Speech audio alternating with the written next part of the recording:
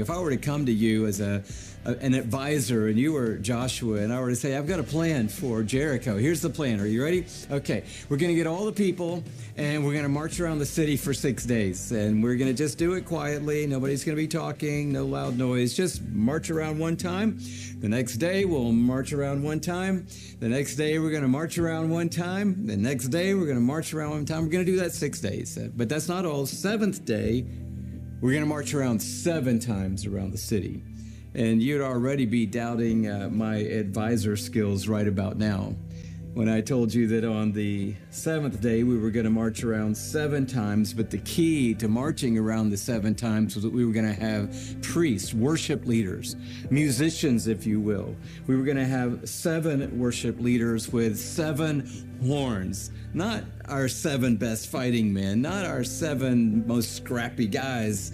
We got 7 priests and 7 horns. We're going to go around 7 times on the 7th day. On the 7th time, we're going to blow the horns 7 times. And when we do, all the people are going to shout and the walls are going to come down. You would go, wow, thank you for that. I appreciate that. Next. Could we get another advisor in here? Thank you very much. But that's exactly how the story unfolds. I ask questions when I see stories like this. Why 6 days? Why march around 6 days? Well, going back to that idea of Adam again, 6 days, and then God rested. 6 days of creation, and then God rested. 6 days, 6 is always the number of man. It's what man can do. So 6 times what man can do, but this 7th day is what God can do.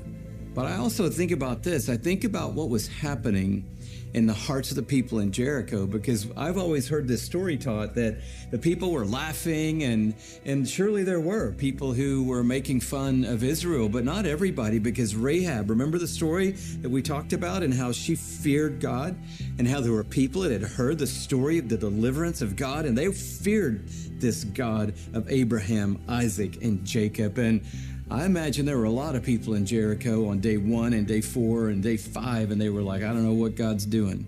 I don't know what God's doing. I'll tell you what God was doing. God was giving a witness, because he always gives a witness before his judgment comes. And he's giving a witness every day. There is a God in heaven. Tomorrow, a witness. There is a God in heaven. And in every one of those laps around, he's giving people the opportunity to turn their hearts towards him. But he's also showing us the power of worship.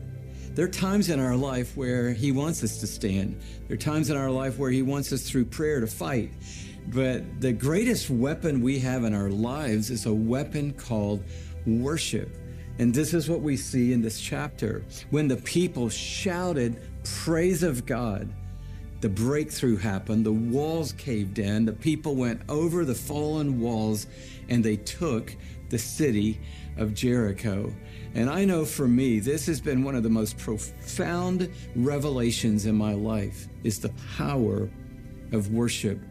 I remember years ago, my dad became critically ill overnight. He had a brain virus that caused him to have a stroke and to go into a coma. And it led to a years-long struggle for my dad and for our family. But I remember the earliest days, my dad was in ICU, in a coma, in very, very, very critical condition. We could only go into my dad's room 3 times a day for 15 minutes. And I devoted every minute of the 15 minutes that we got 3 times a day to create an atmosphere of worship in that ICU room where my dad was. There wasn't a thing I could do medically. I don't know if he could hear what I was saying to him. There wasn't anything I could do to alleviate the situation, the pain. There wasn't anything I could do to give advice to the doctors. All I could do was create an atmosphere of praise. And you say, well, what is an atmosphere of praise? Well, the scripture says that our praise creates a throne for God to sit on. Not literally, but our throne invites God. And we see that right in the story. On the 7th lap, on the moment that they shouted praise to God, God's power came into their praise and shattered the walls. And I remember I would just stand in that little room. It had a a skinny little window with these vertical blinds that you could just see out towards the street. It's actually near where Shelly and I live now. And I would just stand in there and sing out loud every chorus that I knew, just defying the Jericho and calling on the name of God to create an atmosphere of praise. It's not all about my story, but fast forward a few decades in my life, I fell into a hole of depression that I didn't even know existed. I was in that place for months. I mean, out of commission, didn't go to work, didn't walk in the neighborhood, didn't go to dinner with friends. It was the most desperate time of my life. And night after night after night, the 2 o'clock would come. I would wake up feeling like I was suffocating under the weight of this dread and this doom, this darkness that was over my life. And on the darkest of all the nights, I remembered a verse of scripture from way back in another season of my life. God gives songs in the night. And that verse doesn't seem like it makes sense, but then you look back at Jericho and you're like, songs, shouts, praise, worship. This is an important component in God's mighty work in our lives. And that night, I'm laying in the bed, 2 a.m. Shelly's asleep next to me, and I'm saying to God, I can't do this anymore. But if you'll give me a song tonight, I'll sing it to you. And he did. This little spontaneous song just dropped into my heart, the simplest of lines. And I began to sing it, just a little spontaneous song. And I'd been a part of worship and a part of worship albums, and I'd been around artists like Chris Tomlin and Matt Redman. I could have just sung How Great Is Our God. I don't know why I didn't do that. I asked God if he would give me a song, and he did, a little simple song. And I sang it that night. I sang it for hours that night. I sang it until dawn that night, that same little phrase. And you're thinking, I know how this story is going to end. I know how you teachers and preachers work. You're going to tell me that you woke up the next morning, that you absolutely were totally healed, that you got up, took a shower, went to work, proclaimed the goodness of God, and that whole season of depression and darkness was over. But that's not what happened the next day. The next day, it was a tough day. And at 2 o'clock that next morning, the dread and the doom came. But I had a song when they came. And when the cloud came, I had a song to sing.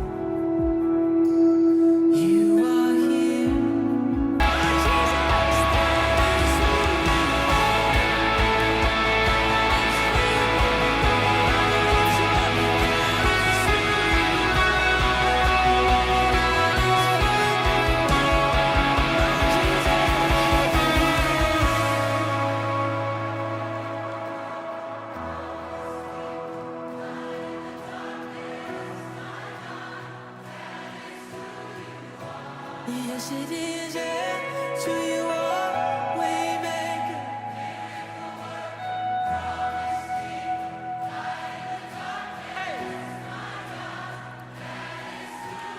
Let's sing this together, even when I don't see it. Come on, even when. Even when I don't see it, you're working. Even when I don't feel it, you're working. You never stop, you never stop working. You never stop, you never stop. Come on. Even when I don't see it, you're working. Even when I don't feel it, you're working. You never stop, you never stop working. You never stop, you never stop.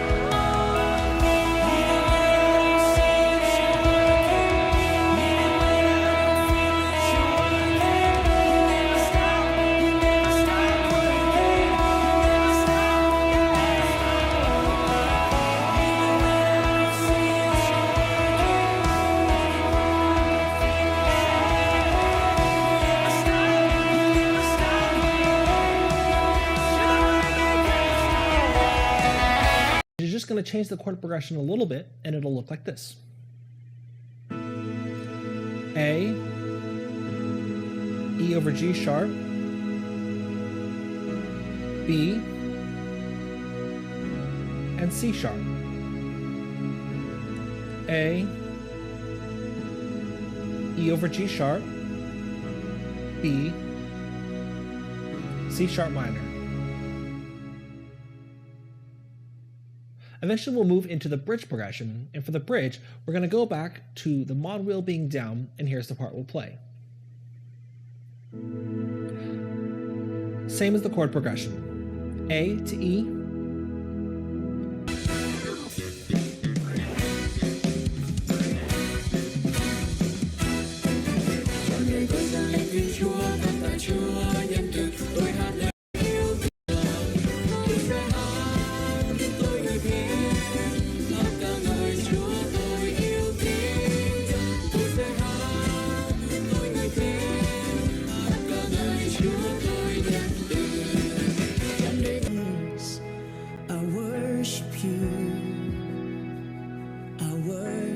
Chorus. You are waymaker, miracle worker, promise keeper, light in darkness, my God, that is who you are. Touching every heart, I worship you, I worship you. You are here, healing.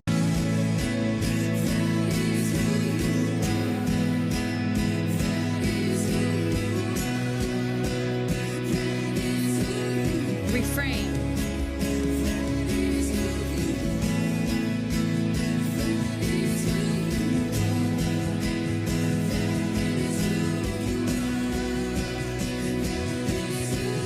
Chorus. Breakdown.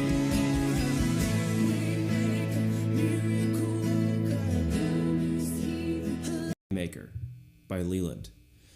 So for this song, the bass is really just kind of sticking to the core foundation, coming in on that chorus, just really chill.